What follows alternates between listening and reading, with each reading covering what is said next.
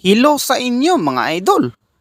Tignan nyo ang kamatis Naku, sobrang piska for today's video mga idol, ipapakita ko sa inyo ang idea nila kung paano magtanim ng kamatis na kahit hindi na kailangan ng malawak na bakuran or malawak na space. Tignan nyo Pabilog lang yan Kahit ganyan lang kalaki yung space mo sa inyong bahay, ay pwede ka na makapagtanim ng kamatis.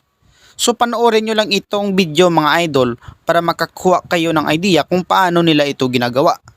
At ang mas malupit lang dito ay hindi mo na kailangan pa pumunta sa merkado para bumili ng priskang kamatis.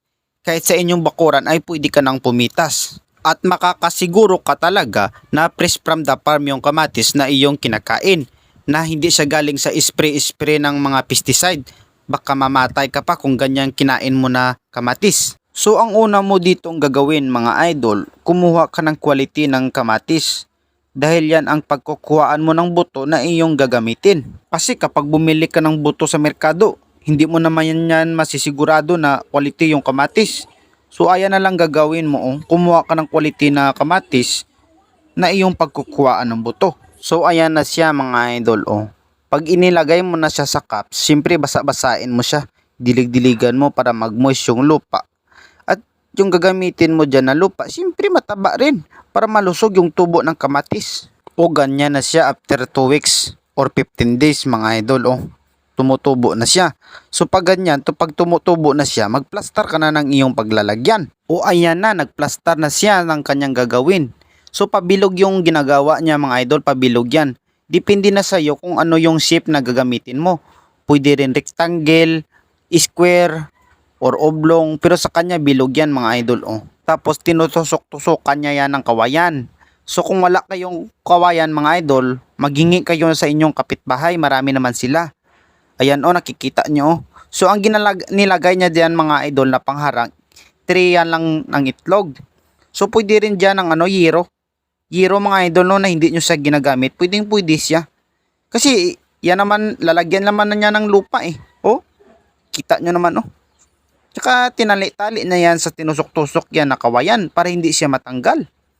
Kung may alaga kayo ng aso, baka gawin pa yan ng tululugan ng aso mo o pusa. Tapos lalagyan siya ng mga styrofoam mga idol Nakikita nyo naman yan Siyempre yung purpose niya ng styrofoam, para madami yung mailagay mo na na lupa. At ang mas malupit lang dyan rin kakapit yung ugat ng kamatis pag lumaki na siya. Ayan na, siyempre yung gagamitin mo dyan na lupa, yung mga matataba rin. Yung mga ipot ng ng manok na pinaghalo-halo dyan. Pwede rin yung mga kukupit mga idol Sikat ngayon na kukupit. So pagkatapos niyan mga idol, kumuha ka ng empty bottles ng mga cokes. Makikita nyo rin yan mamaya kung para saan siya gagamitin at ano ang purpose niya. So ayan na, binao na siya sa kanyang pagtataniman Ayan Isa-isahin mo lang siya mga idol. So mamaya makikita nyo kung ano yung purpose ng mga bottles na yan. So pagkatapos nyan mga idol, ready to transplant ka na. Yung pagtataniman mo ng kamatis, lagyan mo siya ng banana. Kung sa English pa, jalousie. Kasi yung saging, yan ang magsisilbing mong growth hormone para malusog yung yung kamatis para hindi siya madali mamatay. So pagkatapos dyan mga idol, basain mo yung lupa. Dilig-diligan mo yung kamatis. Pero wag masyadong madaming tubig, baka malunod yung kamatis Yung katamtaman lang, yung mabasa lang siya. Ayan na siya after 20 days mga idol. Dyan mo na makikita yung purpose ng plastic bottle Dyan mo ilalagay yung mga bulok-bulok. Pwede rin yung bispread mo na bulok, pwede siya ilagay dyan Ilagay mo dyan mga bulok na utan, mga gulay ayan Yan ang magsisilbing mong organic na pataba na hindi na mo na kailangan pa ng abono dyan. Kasi gastos rin naman yan Ayan kung meron kayong mga damog-damog dyan sa inyong bahay, tapos wala kayong mga alaga na aso, ayan pwede nyo dyan ilagay Pataba yan mga idol para malulusog talaga yung yung kamatis dyan. Dapat isa-isa sila mga idol para hindi sila mag-aagawan ng sustansya dyan.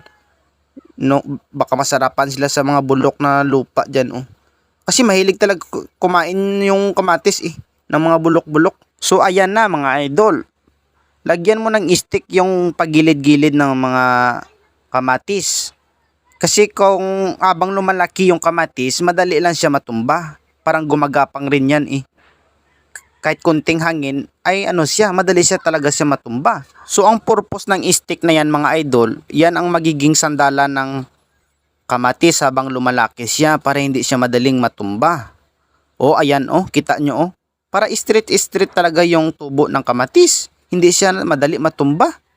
O ayan na, namulaklak na yung kamatis namumunga na siya. So pag ganyan mga idol, kuhain mo na yung mga damo-damo sa ilalim ng mga kamatis para yung sustansya ng lupa ay sa kamatis lang mapupunta.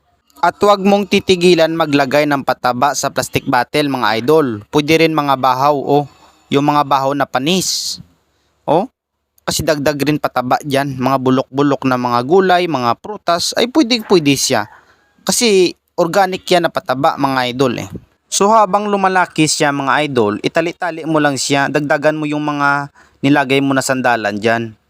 Kasi habang lumalaki yan, madaling matumba yung mga stem or mga sanga-sanga ng kamatis. Ayan kita nyo naman Naku, ang dami na ng bunga. Ayan na after 3 months mga idol Naku, tignan nyo lutong-luto na yung kamatis. Pwede na talaga siya ma-harvest. Ang mas malupit lang dyan mga idol, kahit na-harvest mo na siya, ay patuloy pa rin siyang mamumunga. So gayahin nyo lang ito na idea mga idol. Ang ganitong idea, ay hindi mo na siya kailangan kumuha ng engineer sa ibang bansa. Sa pamamagitan ng video na ito, ay magkaka-idea ka na. Na kahit sa inyong bahay, ay pwede ka mag-ulam ng puro kamatis. Naku, ang lupit. So hanggang dito na lang tayo mga idol. Ako gali si Dido, ang Pilipino na may bukod tanging pangsot na pangalan. Babayo!